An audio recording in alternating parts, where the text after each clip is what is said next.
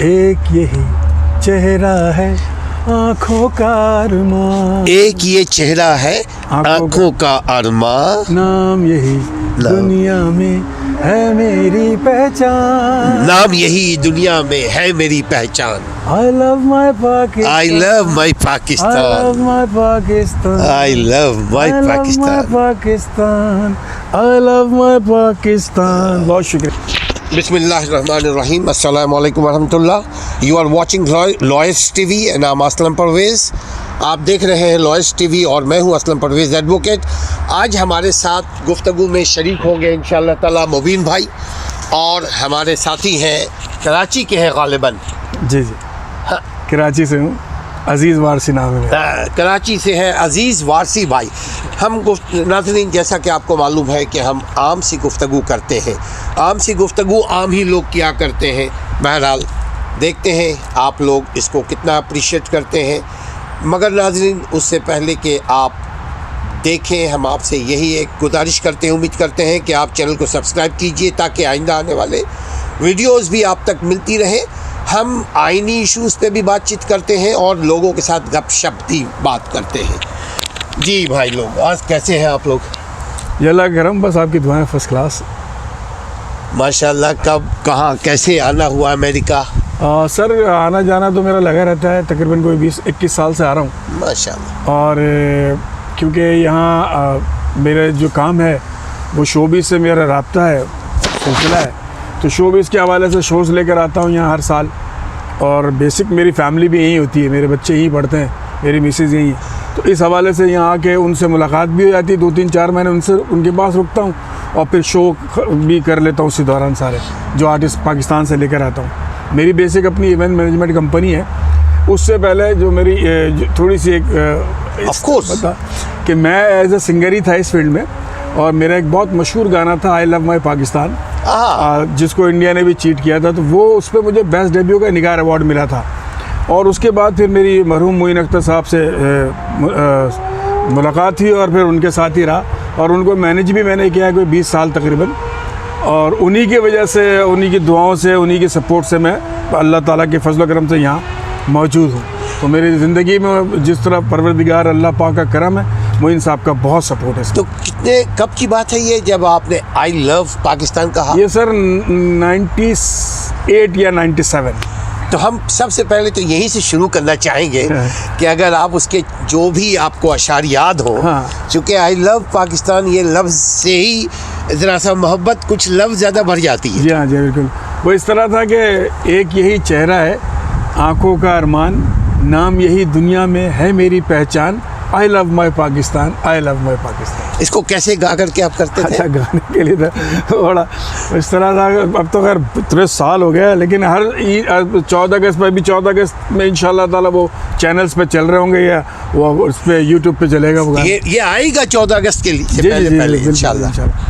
तो वो इस तरह था, एक यही चेहरा है आँखों का अरमान, नाम यही दुनिया में है मेरी पहचान, I love my Pakistan, I love my Pakistan. इस तरह का था ये सब। I love my Pakistan. सुभान अल्लाह, सुभान अल्लाह। तो आप कहाँ, आप बेसिकली कहाँ बचपना कहाँ गुजरा, कैसे? सर, ये तो बड़ी लॉन्ग स्टोरी है। मैं एक्चुअल मद्रास का हूँ, मेरे वालिदैन मद्रास के हैं, और हम जब पाकिस्तान और बांग्लादेश एक ही था, तो हमारे वालिद का ट्रांसफ़र हुआ था मद्रास से बांग्लादेश, ढाका। अच्छा। तो मेरी जो पैदाइश है वो है हाली शहर ढाका की, और मैं वहाँ से फिर जब बहुत ही 2 साल का था शायद, तो मेरे वालिद साहब फिर यहाँ आ गए पाकिस्तान। तो पाकिस्तान में फिर पला बड़ा, कराची में ही है सब सारे ख़ानदान वाले, तो कराची में ही पले बड़े हैं और कराची में ही सारा वक्त गुजरा है हमारा। तो तालीम वगैरह कहाँ? तालीम सर, मैंने बीए किया है, लेकिन बीए मैंने प्राइवेट किया है, और इंटर मैंने किया था सिटी कॉलेज से, Nazimabad city college. Nazimabad city college. कैसा लगता है वो बचपना, वो जवानी तो खैर अभी भी है बकौल नहीं सर, अब तो खैर जवानी तो नहीं कह सकते, लेकिन ये बकौल मोबिन भाई के, हाँ, कि जवानी तो अभी भी है।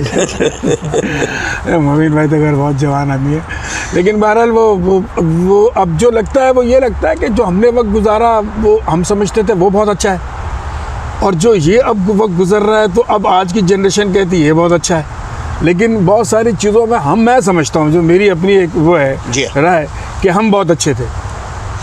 अच्छे को साबित कैसे करेंगे आप? अच्छा, उस तरह साबित करेंगे कि हम जब थे तो उस वक्त डाक खाने जाते थे, ठीक है जी, हम जाते थे किसी से सलाम दुआ करने, टेलीफोन होता था तो घर पे अगर कोई फ़ोन नहीं उठा रहा तो हम चले आते थे। आजकल बहुत सारी चीज़ें सिमट गई हैं, आप यकीन करें। और ख़ास तौर पे यहाँ तो आप मोबिन भाई की तो मेहरबानी है, बेचारे मुझे लेके आ गए, वरना यहाँ तो अपने अच्छे दोस्तों से भी आप मालूम करते हैं कि यार तुम फ्री हो तो मैं आ जाऊँ। तो ये सब चीज़ें अब हो गई हैं, वहाँ पे नहीं थी ये, और वहाँ पे भी हो रही होंगी, लेकिन वहाँ हमारे दौर में, हमारे जब टीनेजर थे हम या जवान हो रहे थे, उस वक्त तक ऐसी कोई बात नहीं। तो उस वक्त का माशरती रवैया क्या नज़र आ? देखिए, आप में और आज की नस्ल में जो बुनियादी फ़र्क ये है कि आज की नस्ल आज को देख रही है, आज की नस्ल के पास आज का तजुर्बा है, लेकिन आपके पास आज का भी है और गुज़श्ता दिनों का भी है। अच्छा, आज का जो तजुर्बा हम जो आज की नस्ल देख रही है ना, आज का तजुर्बा, तो मेरी सिर्फ आप सबसे यही रिक्वेस्ट है कि आप जो चीज़ आपको अच्छी लगे हमारे दौर की या हमारे उस एज ग्रुप की, या हमारे, उसको ज़रूर फॉलो करें। और मैं आप लोगों को कभी कसूरवार नहीं ठहराता। अगर आप लोगों की कोई चीज़ अच्छी लगती है तो आजकल की जनरेशन में एक चीज़ तो कमाल है जो हमारे दौर में नहीं थी, वो ये है कि ये लोग पेशेंट के जो है ना, ये किसी भी चीज़ के लिए एकदम, वो क्या कहते हैं उर्दू का, उतावला यानी पेशेंटली ये लोग इमोशनली इमोशनली बहुत कामयाब हो जाते हैं और लग जाते हैं। आजकल के बच्चे, हमारे दर में तो नहीं यार, और तो चलो कुछ और कर लो, तो इस तरह के नहीं। आजकल के बच्चों में ये खूबी है जो समझता हूँ अच्छी बात है, लेकिन इनको हमारे दौर में जो खूबियाँ थी, हमारे दौर में जो सारे सिलसिले थे, उसमें अगर कोई अच्छाई नज़र आती है तो उसको भी ज़रूर फॉलो करना चाहिए। तो आप ये समझते हैं कि आज की दौर को कल से फ़ायदा कल के लोगों से, कल की लोगों की सोहबत से फ़ायदा हासिल करना चाहिए? बिल्कुल करना चाहिए, बिल्कुल, तभी वो आज कामयाब हो सकते हैं। बिल्कुल सही कह रहा हूँ। सुभान अल्लाह। अनीस भाई, आप भी कुछ कहेंगे? अरे जरा सवाल दो आप। अस्सलाम वालेकुम, कैसे हैं जनाब वारसी साहब? जी मोमिन भाई, अल्लाह करम, आपकी दुआएं फर्स्ट क्लास। नहीं, वारसी साहब को तो बेसिकली मैं उनके बाय नेम तो काफ़ी अर्से से जानता था।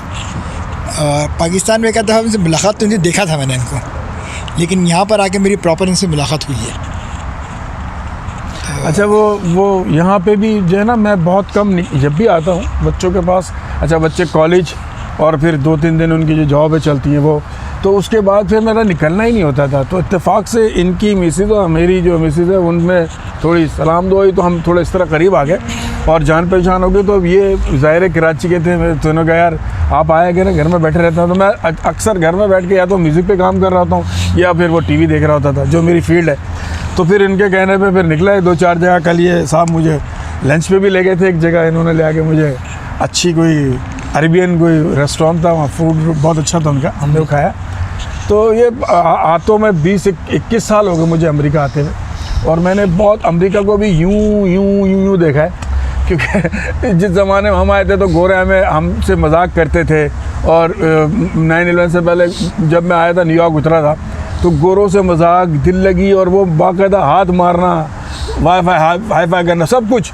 और अब तो वो हमको दूर से, यानी अब जब से हुआ है, अब क्या कह सकते हैं, लेकिन हम इस पर ना तो मैं उनको कोई कसूरवार ठहरा सकता हूँ ना। बहरहाल जो हालात बदले हैं उससे तो अब तो हमें बहुत ज़्यादा ही परेशानी है, बहुत ज़्यादा। लेकिन हाँ, जो लोग जेन्युइन लोग हैं उनके लिए कोई, आई थिंक, मुझे नहीं लगता, जैसे मैं आ रहा हूँ 20-21 साल से, तो मुझे कोई प्रॉब्लम नहीं होती। तो इस तरह कोई प्रॉब्लम नहीं है, लेकिन बहरहाल माहौल थोड़ा सा चेंज यहाँ का भी हो गया। हाँ, फ़र्क तो पड़ा है यहाँ पे भी, क्योंकि मुझे भी आए तक 7 साल हो गए। शुरू में तो हमारे अंदर ख़ुद एक एजिटेशन थी, हम खुद किसी के साथ ज़्यादा मेलजोल नहीं करते थे। फिर जब से मैंने डाउन टाउन के एरिया में काम शुरू किया था मैंने, तो उसके बाद से मेरा बहुत ज़्यादा इंटरेक्शन हो गया गोरों के साथ। तो वैसे ही माहौल है जैसे पाकिस्तान में दोस्तों का होता है, वैसे ही यहाँ गोरों के साथ मामला है। तो वो तो वक्त के साथ साथ जो है, मेरी तो जो वो गोरों से इंटरेक्शन होती है वो इमिग्रेशन में ज़्यादा होती है, तो वहाँ की बात कर रहा हूँ। अच्छा, वो लोग तो देखते ही भाई सबसे पहले। हाँ, लेकिन बहरहाल फिर मैं टीम पूरी लेकर आता हूँ, मेरे साथ कोई 12-13 लोग होते हैं, और अल्हम्दुलिल्लाह अल्लाह का एहसान है कि मैं मोइन अख्तर साहब के अलावा मोइन साहब की इंतकाल के बाद अनवर भाई की टीम को लेकर आया, अनवर मकसूद साहब के साथ मैं, भैरव सजवारी, कवि साहब, शदाद रज़ा, काजी वाजिद मरहूम साहब, ये सब मेरी टीम के लोग थे। फिर पहली दफ़ा फर्स्ट टाइम मैंने हिना दिल पज़ीर का वीज़ा लगवाया P3, उसको भी उनको भी अपने शो में लेकर आया। तो यासिर एक बड़ा अच्छा है वो लड़का, वो भी हमारे साथ आया। तो ये टीमें लाता रहता हूँ, इसी तरह चलता रहता है काम अभी। लेकिन यहाँ पे भी आजकल आपको पता है कोविड की वजह से भी 2-4-3 साल से बहुत ज़्यादा अच्छे हालात नहीं है कि कोई आदमी बड़े बजट का कोई बड़े उसका कोई शो करे। मोइन अख्तर, जी, मोइन अख्तर, जी। सबसे पहले आप मोइन अख्तर को आज हम एक साथी ने हमें मोइन अख्तर का एक क्लिप मुझे भेजा था, इंटरनेशनल जमहूरियत, जी वो बहुत अच्छा था। तो मोइन अख्तर के दौर में आपके पास, आपके साथ कोई अगर तजुर्बा, कोई ऐसा सुनहरा कोई दौर अगर आपको जो याद रहा हो, ज़रा अगर आप शेयर करें। देखिए मुझे तो मोइन अख्तर के लोग बेगम समझते थे कि क्योंकि वो मैं 6 बजे शाम को उनके घर जाता था। और ये मैं किसी चीज़ की भी कसम लेके कह सकता हूँ कि 6 बजे शाम को जाता था और सुबह 6 बजे उनको सुला के आता था, वो मुझे आने नहीं देते थे। तो ये मेरी रूटीन थी उनके साथ तो सालों से। और मैं उनका भाई भी था, मैं उनका दोस्त भी था, मैं उनका मैनेजर भी था। बहुत कुछ उनसे सीखा है, बहुत कुछ उन्होंने दिया है। लेकिन जो सबसे अहम चीज़ है ना सर, शोबिज़ के हवाले से, मेरी तकरीबन 30 साल की, तो मैं बहुत लड़कपन में ही आ गया था इस फील्ड में। तो जो मेरी जो 30-32 साल की जो है इसमें तजर्बा है, मैंने मोइन भाई जैसा अदाकार या एक्टर या कॉमेडियन या कंपेयर तो हटा दें, इंसान मैंने अपनी पूरी फील्ड में नहीं देखी ऐसी। इंसानियत और इंसान दोस्त दिल जो उनका था वो मैंने आज तक नहीं देखा। एक आपको छोटा सा वाक़या सुना देता हूँ, शायद सुनने वालों को भी ना पता हो, लेकिन ये बिल्कुल सच्चा वाक़या है। जब मोइन अख्तर साहब का बाईपास हो रहा था, उनका जब बाईपास, तो हम सब हॉस्पिटल सुबह 7 बजे पहुँच गए थे और सब उन्हें चटाई बिछा के, और ये हुआ था कार्डियो के अंदर, कार्डियो जो हॉस्पिटल है जिना के सामने, जिना अस्पताल के सामने वहाँ। तो वो उनकी एक साहब आया, उन्होंने कहा जी गवर्नर वज़ीर आला साहब ने कहा है कि आप यहाँ ऑपरेशन ना करें, आपका ऑपरेशन हम लंदन में करवा देते हैं। तो मोइन साहब का एक जुमला था, वज़ीर आला सिंध, उनका पिया आया था कि उन्होंने कहा जी आप अपना जो है यहाँ ना कराएं, हम आपको लंदन भेज देते हैं क्योंकि आप सरमाया हैं ये वो, तो आप लंदन चलाएं। तो मोइन भाई ने बड़ा तारीख़ी जुमला बोला था कि यार क्या वहाँ अल्लाह कोई और होगा। तो उस बिहाफ पे मोइन साहब ने वहीं हॉस्पिटल में ऑपरेशन कराया। और आप यकीन नहीं करेंगे, मोइन साहब ये बैठे हुए थे, लेटे हुए, मैं उनके बराबर बैठा था और डक्टिंग के ऊपर चूहा गुजर रहा था, यानी बाईपास वाली जगह पे और इस तरह की चीज़ों पे। लेकिन उनका अल्लाह पे इतना इत्क़ाद था, इतना वो अल्लाह के ऊपर वो भरोसा रखते थे। और उनके 2 चीज़ें जो मैंने सीखी हैं, ख़ास तौर पे मैंने सीखी हैं, वो ये कहते थे कि अज़ीज़ वारसी, अल्लाह फरमाता है कि मेरे बंदों के काम आओ, मैं तुम्हारे काम आऊँगा। कह रहे हैं मुझे बता, अगर मैं इतने बड़ी अपॉर्चुनिटी छोड़ दूं, जब अल्लाह कह रहा है मेरे काम आने के लिए, तो मैं बंदों के काम आता हूं, मुझे किसी की ज़रूरत ही नहीं, मेरे लिए अल्लाह काफ़ी, अल्लाह मेरे काम आया था, सिंपल। तो कोशिश यही होती है हमारी भी कि जिसके लिए 2-4 काम हो जाए या छोटा मोटा कोई काम हम कर सकते हैं कर दें, बाकी हमारे लिए अल्लाह है, अल्लाह करने वाला। तो मैं आपको बता रहा था, तो जब उनकी बाईपास होने लगी तो एक सिंधी आया मेरे पास हैदराबाद से, पुलिस वाला, कहना सही हमको मोइन अख्तर से मिलना है, आप मैनेजर हमारे। मैंने कहा यार उनके बाईपास है, सुबह उनको डॉक्टर ने मना कर दिया, कहना सही मेरे को बहुत हाथ जोड़ने लगा। तो मोइन भाई ने सुन लिया क्योंकि मैं बराबर में ही था। मैंने कौन अजीज़, मैंने कहा मोइन भाई ये, कहने बुला अंदर आए। अब सुबह बाईपास है, कहने साहब मेरे बच्चे के दिल में सुराख है और हम लोग मैं पुलिस में हूँ, पुलिस वालों ने मुझे फ़लाँ दिन दिया है कि तुम हैदराबाद के स्टेडियम में प्रोग्राम कर लो चैरिटी का, जो टैक्स वैक्स फ्री, टिकट भेजो, जो करना भेजो, मोइन अख्तर को ले आओ सिर्फ। अगर मोइन अख्तर आ जाएगा तो तुम्हारी टिकटें भी जाएंगी सब। तो मोइन मैंने कहा देख भाई तू दुआ कर मैं ज़िंदा रहा ना। तो तारीख क्या कहना है, वो 20-21 तारीख। अब आप जहन में रखिएगा 3 महीने बेड रेस्ट होता है बाईपास के बाद, और मोइन भाई को यानी 21वें दिन जाना है हैदराबाद। तो मैंने कहा सवाल ही पैदा नहीं होता, तुम डेट आगे बढ़ा दो। कहना साहब हमारे पास कोई डेट ही नहीं है ये वो। खैर मोइन मैंने जाओ मेरे लिए दुआ करो, अगर मैं ज़िंदा रहा तो ज़रूर आऊँगा। और यही हुआ, मोइन भाई का बाईपास हो गया, ख़त्म हो गया। उस आदमी ने मुझे 12 तारीख को फ़ोन किया कि साहब मेरा बस 8 दिन या 10 दिन रह गए। खैर भाई वो 20 तारीख को मना कर रहे हैं, पूरे घर वाले, मोइन अख्तर साहब की मिसेस, बच्चे सब मना कर रहे थे कि यार खुदा को माने क्या हो गया आपको, अभी तो टाके भी बोला नहीं, जब कमिटमेंट कर लिया उस अल्लाह ने मुझसे करवाया वही सब कुछ करने वाला। आप यकीन करें 20-21 दिन में वो हैदराबाद खुद ड्राइव करके, एक उनकी सबसे बड़ी प्रॉब्लम भी थी, अगर मैं ड्राइव करता था मेरे साथ बैठ नहीं पाते थे वो, तो खुद ड्राइव करके वो गए हैं, उस बच्चे का शो किया है, उस बच्चे के ऑपरेशन के लिए पैसे इकट्ठे किए हैं और फिर वापस आए तो उनके अंदर का एक टाँका टूट गया था, अल्लाह अकबर, और उनकी दोबारा सर्जरी हुई।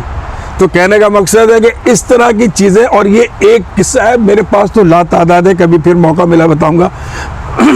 तो इस तरह के आदमी थे भाई वो, उनको तो मैं इस दौर का वली समझता था।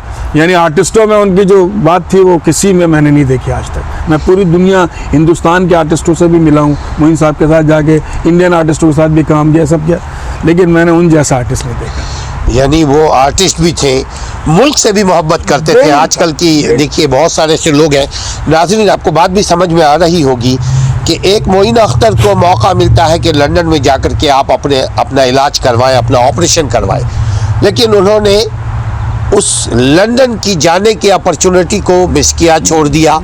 यहाँ अदालत से इजाज़त लेकर के, बल्कि अदालत को धूल दे करके हम लोग चले जाते हैं, हमारे लोग चले जाते हैं, जो हमारे बड़े हैं, जो सरपरस्त हैं, जो सरपंच है, वो चले जाते हैं और फिर मुल्क में लौट कर नहीं आते। लेकिन वो एक आम आदमी से इतना मोहब्बत करते, मुल्क से इतना मोहब्बत करते और अल्लाह पे इतना भरोसा, और अल्लाह ने फिर उनको ज़िंदा रखा जब तक उनकी ज़िंदगी थी। उनकी मौत कैसे हुई?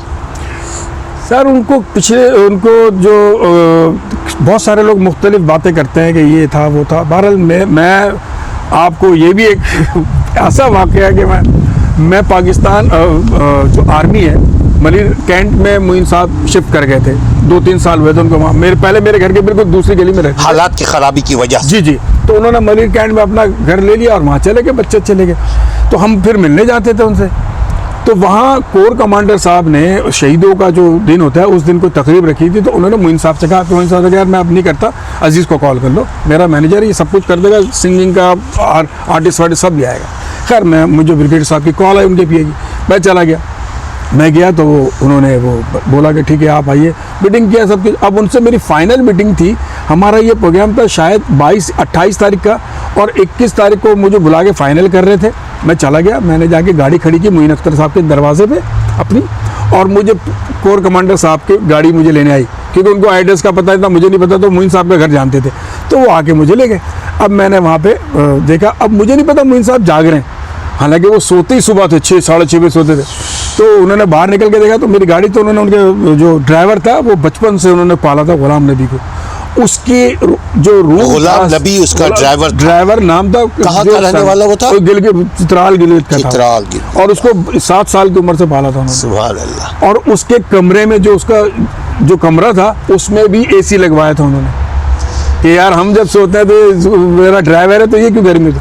बहरहाल तो वो गुलाम नबी जो है वो बेचारा, उसने बोला साहब अजीज़ साहब का गाड़ी खड़ा है, तो उन्होंने कहा अजीज़ आया हुआ क्या? कह रहे नहीं गाड़ी खड़ा है। कहना चलो जब वो आए गाड़ी लेने तो मुझे बोला मिल के जाए। मैंने ठीक है, मैं आया तो गुलाम नबी बोला साहब इंतजार कर रहा है। मैंने कहा साहब इंतजार कर रहा है, वो सोए नहीं? कहना नहीं वो तो जाग रहा है। मैं गया, अच्छा बेचारा सिगरेट बहुत पीते थे, उनके साथ प्रॉब्लम ये थी सिगरेट। मैं जैसे कमरे में उनके गया तो सिगरेट की स्मेल, मैंने कहा यार फिर, कहना बैठ जाओ। अच्छा बैठे, कहना बातचीत कर ली। मैंने कहा तो उनका कोई काम था, शायद कोई प्लॉट का या घर का था।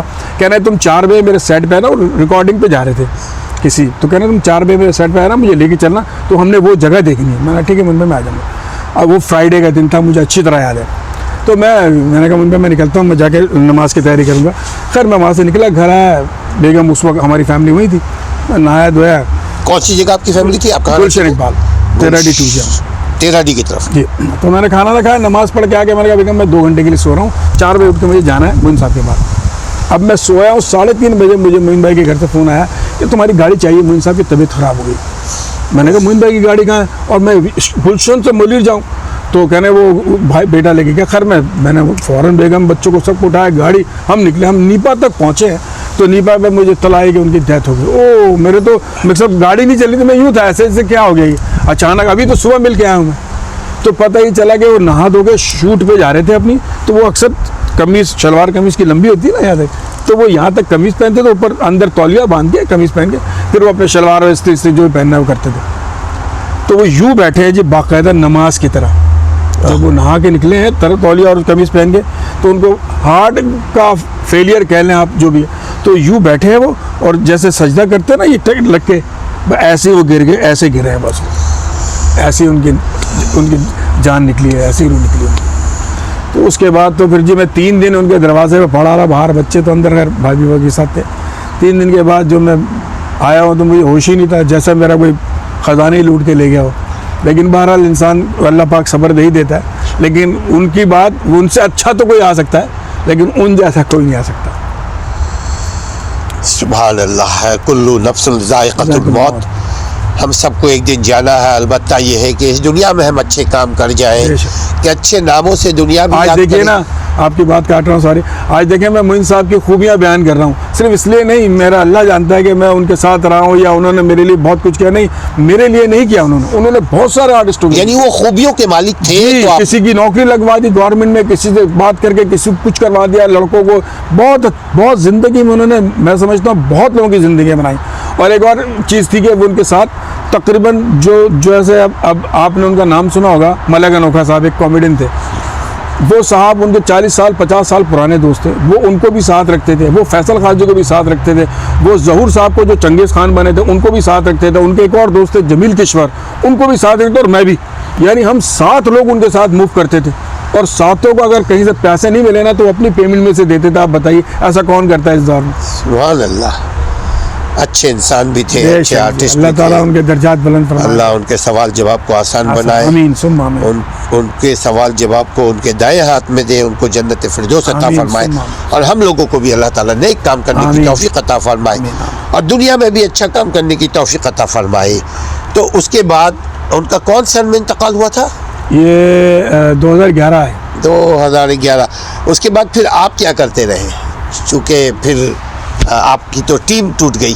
हाँ नहीं, फिर जब मेरी टीम टूटी तो फिर वो मुझे बुलाया अनवर मकसूद साहब ने, हम गए, हमने कहा, बात की, हमने कहा भाई देखो, वो कहते हैं अनवर ना, मकसूद साहब कहाँ रहते थे? डिफेंस में, अच्छा, वो जी कराची में डिफेंस में रहते, वो निकले नहीं थे वहाँ? वो नहीं निकलेगा। तो इंतकाल पे भी आ गए, फिर सब कुछ हो गया। कुछ अरसे बाद, 4-5 महीने के बाद फिर पूरी एक टीम बैठी, तो मुझे बुलाया गया कि भाई अब क्या करोगे तुम, क्या करना है? मैंने कहा भाई क्या कर सकते हैं, शो तो मस्ट गो ऑन करना पड़ेगा, जो काम कर रहे हैं सबकी रोटी रोजियाँ भी। तो फिर हमने एक टीम बनाई और उसमें हमने फिर हिना दिलपज़ीर, जो मोमो बनती है ना खुशबू बुलबुल ड्रामे में, अच्छा, बड़े मशहूर एक्टर हैं, बहुत मशहूर, उनको ऐड किया। और फिर हमने पाकिस्तान में कई अनवर भाई के शोज़ होते रहे, अनवर भाई ने उसमें ही सबको मर्ज करके सबके कैरेक्टर बना के काम करते हैं। फिर वही शो हम दोबारा अमेरिका में लेकर आए, तो काफ़ी मशहूर हुआ। अमेरिका में आपने शो किया है? वो तो मैं तो कोई 12, 13 तारीख 2, 14 यानी 3-4 साल कंटिन्यू शो करता रहा हूँ उन लोगों को लाके, अनवर मकसूद जी, वगैरह इन जी। लोगों को। हाँ, आखिरी मरतबा कब लेकर आए? आखिरी मरतबा सर मैं उनको लेकर आया 2014 में, लेकिन उसके बाद 15 या नहीं शायद 14 या 15 में लाया। लेकिन उसके बाद अनवर भाई आते रहे। अनवर भाई इसलिए आते रहे कि वो इंडस वालों को चैरिटी हॉस्पिटल के लिए चैरिटी करने आए। अभी लास्ट 2 साल पहले भी आए थे, कोविड से पहले। अच्छा, कोविड ने तो रोक दिया सब जी, चीज़ को। जी। तो अभी आप क्या कर रहे हैं? अभी सर मैं अब जाने की तैयारी कर रहा हूँ। कोई प्रोग्राम कर जी रहे जी, हैं? जो जाके एक हम लास्ट में कोर्ट से पहले टीम लेकर आया था, जिसमें आपने देखा होगा आजकल बड़े मशहूर हो रहे हैं सिमिलर कैरेक्टर, जैसे इमरान खान की तरह कोई लग रहा है, हाँ। और जरदारी की तरह। तो वो एक टीम में लेकर आया था लास्ट 2 साल पहले। तो बहुत मेरे शॉर्ट टाइम था मेरे पास वीज़ा, आर्टिस्टों का हम लोग वीज़ा निकलवाते हैं, वर्क परमिट। तो वो शॉट मुझे मिला तो मैं 5-6 शो कर पाया था उनके। तो लेकिन वो सारे इतने मशहूर हो गए थे और शो इतना पसंद किए गए थे, लोगों ने मुझसे कहा यार इसको दोबारा लाना। तो मैं कोविड से पहले यानी मार्च 20 तारीख को मेरा यहाँ अजीम भाई होते हैं न्यूयॉर्क में, उन्होंने मेरा शो लिया हुआ था, मेरे वीज़े तो सब लग गए थे, लेकिन वो शो नहीं हो पाया, जिसका मुझे नुकसान भी हुआ बहुत सारा। हमारे एक बड़े समझ लें सपोर्टर हैं, भाई हैं बड़े, मोइन साहब के बाद काफ़ी उन्होंने मुझे सपोर्ट किया है। अमीर मखानी साहब, उन्होंने बड़ा सपोर्ट किया है मुझे। शिकागो में रहते हैं वो? नहीं, वो डैलस में रहते हैं। उन्होंने वो उनकी कंपनी मेरे लिए हर वक्त वो वीज़ा ऐसा निकालती थी, तो वो उनका भी बेचारे का बहुत, हमारा तो नहीं, उन्हीं का बहुत ज़्यादा नुकसान हुआ। तो वो कोर्ट की वजह से, वरना वो दोबारा आते।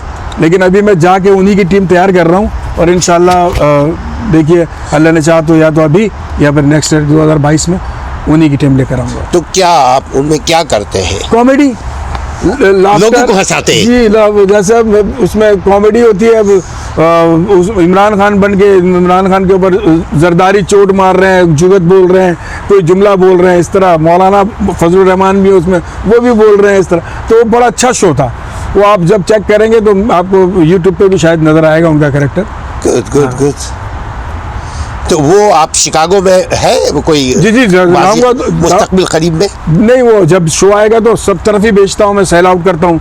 जहाँ के जो लोकल प्रमोटर हैं, डैलस में, ह्यूस्टन में, सिएटल में, डिट्रॉइट में, न्यूयॉर्क में, सबको बेचता हूँ। सन लुइस में हमारे एक साहब हैं शहबाज भाई, वो लेते हैं अक्सर, वो बहुत सपोर्टेड हैं, वो भी सपोर्ट करते हैं। तो इनको बेचता हूँ और ये लोग सब अपने अपने शहरों में करते हैं शो। शिकागो में भी है सरवत भाई, वो अक्सर बेचारे मेरे लिए करते हैं, पहले बहुत करते थे, अब दोबारा से उनको मैंने जोश दिलाया, उन्हें छोड़ दिया था। सरवत भाई यही रहते हैं शिकागो में? जी जी शिकागो में रहते हैं। अरे वाह वाह वाह वाह वाह, यानी उनसे मिलने की तवक्को है आपके तबस्सुत से? जरूर मिले, वो तो बहुत अच्छे, काफ़ी सीनियर है, यहाँ तो काफ़ी शोज़ किए उन्होंने। मोइन साहब जब हयात थे तो मोइन भाई के बड़े जिगरी दोस्त थे वो।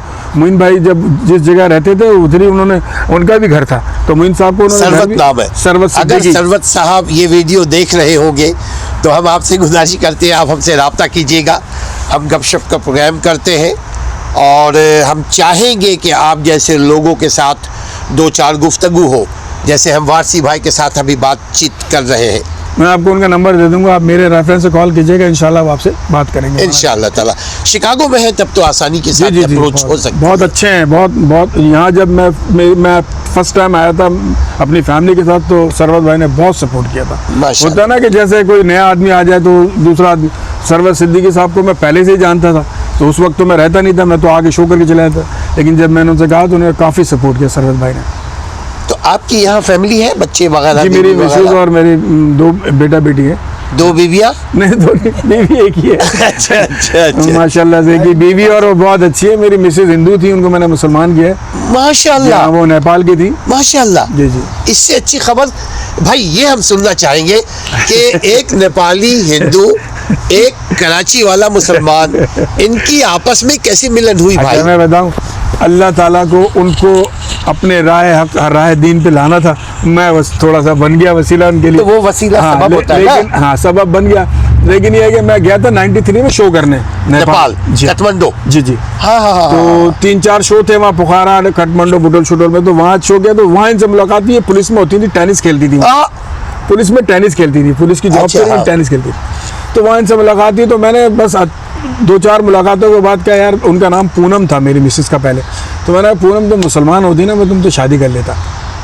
तो बस ये उन्होंने सुन लिया।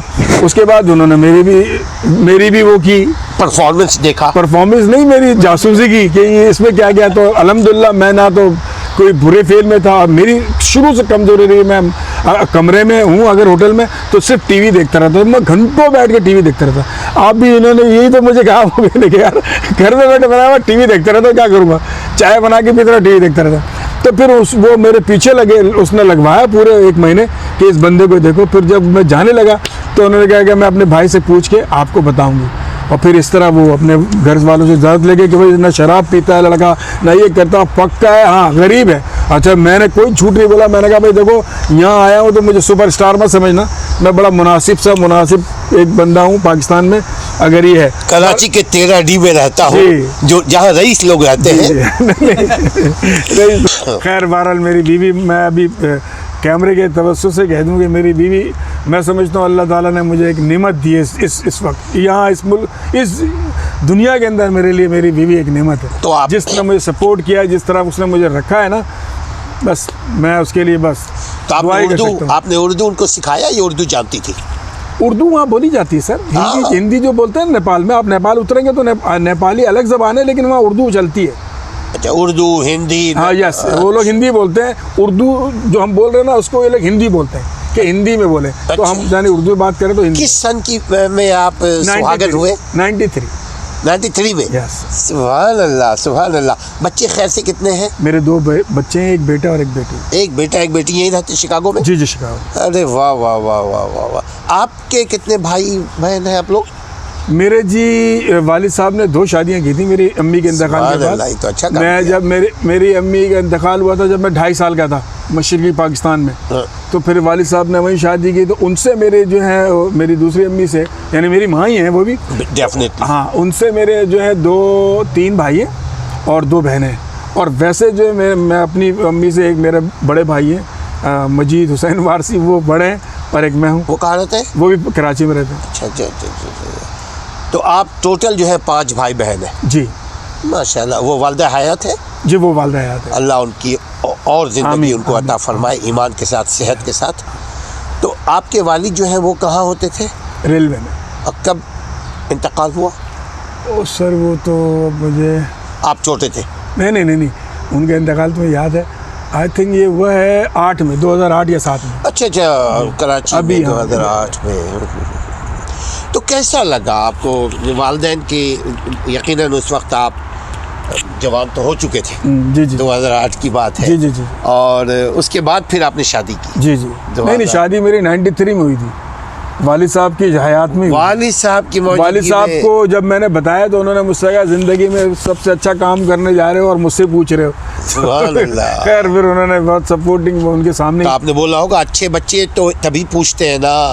और इसके अलावा जब मैंने शादी की थी तो मोइन साहब ने उसको, मेरी मिसेस को अपनी बेटी बनाया था बड़ी, और हम लोग उसको मुसलमान करने के लिए भी एक बड़ा नाम है उनका, मैं बड़ी रिस्पेक्ट करता हूँ। पाकिस्तान का बहुत बड़ा नाम, मौलाना एहतशाम उल हक थानवी साहब। अच्छा अच्छा अच्छा। उन्होंने ज़ाती तौर पे जानता हूँ। उन्होंने मुसलमान किया था मेरी बीवी को, और उसका नाम भी उन्होंने तजवीज़ किया कि इसका नाम आयशा रखो। आयशा रज़ी अल्लाह ताला अन्हा, हमारी अम्मी जान। सुभान अल्लाह। तो इस तरह से आप घूमते घुमाते हुए आज शिकागो पहुंच गए हैं। कब तक यहाँ रहने का इरादा है? सर, मेरी तो 9 तारीख की फ़्लाइट है। मुझे तो आए हुए 5 महीने हो गए। 5 महीने, यानी देर से हम मिले। जी। 9 तारीख को, अगला महीना है? नहीं, अगस्त की 9 तारीख को। अगस्त को। तो ये प्रोग्राम जब, उससे पहले आपको ज़रूरी है कि हम दिखाएं। बहुत शुक्रिया आप। तो अगर आखिरी कोई कलमात अगर आपके पास हो तो मोबिन भाई से पहले कलमात फिर मैं बोलूँगा। मोबिन भाई, मैं चाहूँगा आप माइक ले। वारसी साहब से जब मुलाकात मेरी हुई तो इतना ज़्यादा आपस में हमारी मोहब्बत है, तो मेरी बीवी कहती है आपके भाई हैं ये। बिल्कुल भाई जी, मेरे भाई। तो होते बहुत सारे जो ना, जब केमिस्ट्री मिल रही होती है तो फिर दोस्ती बेहतरीन हो जाती है। तो इनसे बहुत अच्छी केमिस्ट्री मिल रही है हमारी, तो अल्लाह इसको कायम रखे और लॉन्ग टर्म चले। और इंशाल्लाह। हाँ, नहीं, इनका नाम तो मैं बहुत अरसे से जानता था, और हमारे अब्बासी साहब हमारे दोस्त हैं, वो अक्सर इनका जिक्र करते हैं। इनको पाकिस्तान से भी जानता था मैं। लेकिन यहाँ मुलाकात जो है ना वो औरतों के से हुई, यानी इनकी बेगम, मेरी बेगम की जब बातचीत हुई ना तो हम आना जाना हुआ तो मुलाकात। वैसे ये मुझे जानते थे, मैं भी जब इनको, मैंने कहा अगर ये जो हवाला बता रहे हो तो मैं ज़रूर जानता हूँ। खैर, फिर जान पहचान निकल आई। और दूसरी बात ये, जो आप ये जो काम कर रहे हैं, थोड़ा सा इसको करते रहिए। अगर इसमें हमारी कोई सपोर्ट आपको चाहिए हो, किसी से और कोई काम करवाना हो या कोई और चीज़ पे किसी आता है, हम आपके लिए हाज़िर होंगे। ये अच्छी बात है, यहाँ पे शिकागो में आएगा, यानी इतनी दूर अपने, हमारे यहाँ तो घर चलता ही रहता है। यहाँ पे इस तरह के जो भी छोटे मोटे स्टाइल से भी जो आदमी काम कर रहा है अपने हिसाब किताब में रहते हुए अपने तरीके से, वो भी बहुत है, बहुत अच्छा है। मुझे तो बहुत पसंद आया कि भाई चलें आप इस तरह गपशप मार रहे हैं बैठे हुए, वरना तो यहाँ तो आपको पता है जी, नहीं अभी मत आना यार, अभी जॉब पे बेगम को पिक करने जाना है, इस तरह की बातें होती रहती हैं। लेकिन खैर, बहरहाल आपसे मिलके बहुत खुशी हुई सर। और बाकी आप लोग इस चैनल को सब्सक्राइब करें और देखते रहें, क्योंकि ज़रूरी है कि हम जो भी यहाँ बैठ के, मैं हूँ, सर हैं, जो भी बैठ के छोटा मोटा भी जो काम कर रहे हैं, उसको जब तक आपकी अप्रिसिएशन नहीं मिलेगी वो काम हम और बड़े तरीके से नहीं कर पाएंगे। तो आप लोग से भी दरख्वास्त है कि इसको अप्रिशिएट करें। और 14 अगस्त आ रहा है, तो पाकिस्तान जिंदाबाद का नारा लगाइए। जिंदाबाद। और सबसे ज़रूरी बात यह है कि अपने मुल्क का हमेशा नाम रोशन करते रहिए, चाहे इतनी सी ज़र्रा बराबर भी आप कोई कोशिश कर सकें तो ज़रूर कीजिए। मेरी तरफ से अल्लाह। नहीं, अभी वो आखिरी में हम तो खुदा हाफिज़ करने से पहले हम चाहेंगे वो जो आपने पाकिस्तान का जो एक गुनगुनाया था, उसको आखिरी में आप गुनगुना दीजिएगा नाज़रीन, उससे पहले कि वारसी भाई गुनगुनाए। अभी तक अगर आपने चैनल को सब्सक्राइब नहीं किया तो सब्सक्राइब कर लीजिए, ताकि आइंदा आने वाले वीडियोस भी आप तक पहुंचती रहे। जी, उसको गुनगुनाते हुए खुदा हाफिज़ कीजिएगा। एक यही चेहरा है आँखों का अरमां, एक ये चेहरा है आँखों का अरमां, नाम यही दुनिया में है मेरी पहचान। नाम यही दुनिया में है मेरी पहचान। I love my Pakistan. I love my I love Pakistan. my Pakistan. I love my I love my Pakistan. Pakistan. I love my Pakistan. बहुत शुक्रिया।